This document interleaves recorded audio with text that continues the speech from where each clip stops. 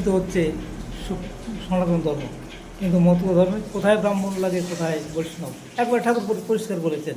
তাহলে এটা আলাদা হয়ে গেল।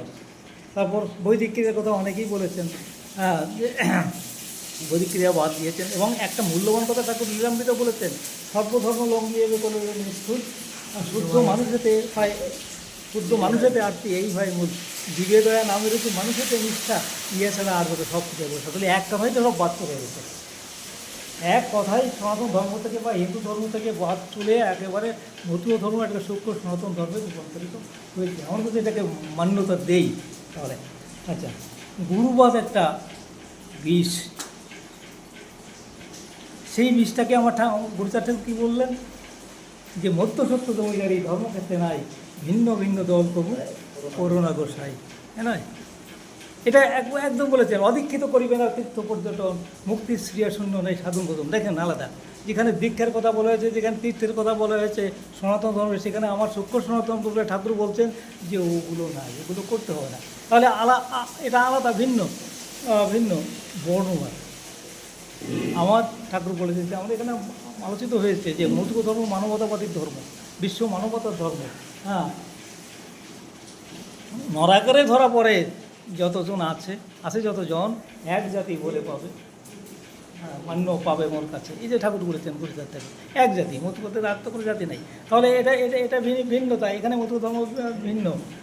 আচার সর্বস্ব ধর্ম হচ্ছে সনাতন ধর্ম। ও ফুল তুলতে গেলেও একটা মন্ত্র লাগে, আছে কোনো মতে ফুল তুলতে গেলে মন্ত্র লাগে, কিন্তু তন্ত্র মন্ত্র নাই লাগে। মতুয়া ধর্ম একেবারে বলা হয়েছে যে তন্ত্রমন্ত্র সব কিছুই বাদ।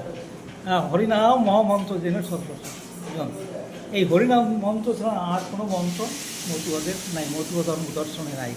হ্যাঁ, আশ্রম সনাতন ধর্মে 4টি, মতুয়া ধর্মে একটা, গার্হস্থ আশ্রম একটা মত। দেখেন কোথায় কোথায় চলে আসছে, পাপ পুণ্য স্বর্গ নরক এগুলো বলা হয়েছে,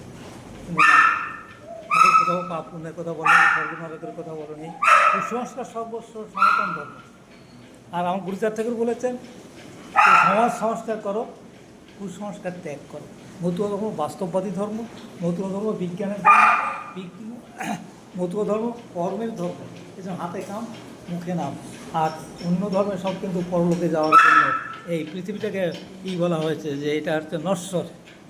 আর আমার ঠাকুর সেখানে বলেছেন যে প্রশস্ত গার্হস্থ ধর্ম, এর মধ্যে গৃহেতে থাকিয়ে যার হয় ভাবুদয়, সেই সে পরম সাধু জানিবে নিশ্চয়। আমার বনে জঙ্গলে যাওয়ার দরকার নেই, সন্ন্যাস দরকার নেই, ঘরের মধ্যেই ব্রহ্মচর্য পালন করা যায়, সন্ন্যাস পালন করা যায়। এই চারটি দিয়েছেন। দেবদেবীর কথা এই যে 33 কোটি, মতুয়া ধর্মে কিন্তু নাই, হ্যাঁ না। শ্রীহরি মন্দিরে পূজা, হ্যাঁ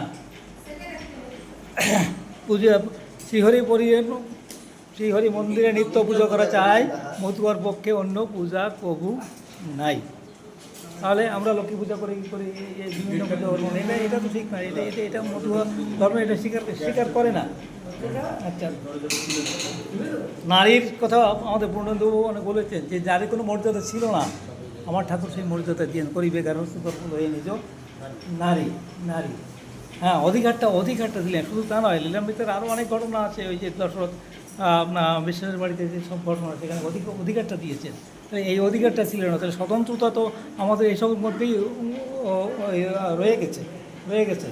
তো আমি এই মানব কল্যাণের ধর্ম আমাদের এসে, কিন্তু অন্য যে ধর্ম সেখানে মানব কল্যাণের কথা এত বেশি বলা হয়নি। ব্যক্তি স্বার্থের কথা বলেছে, ব্যক্তি উদ্ধারের কথা বলেছে। হ্যাঁ, ব্যক্তিকে ওই স্বর্গমর্ত কোথায় নিয়ে যাবে সেই চিন্তা করা হয়েছে, কিন্তু মতুয়া ধর্ম সমগ্র পরিবারটাকে নিয়ে এর উন্নতি করতে চেয়েছে। যেহেতু এটা মানব কল্যাণের ধর্ম, ফলে এর স্বতন্ত্রতা রয়েছে। আমি সবশেষে বলব যে সমস্ত ত্রুটিগুলো রয়েছে, যেমন আমাদের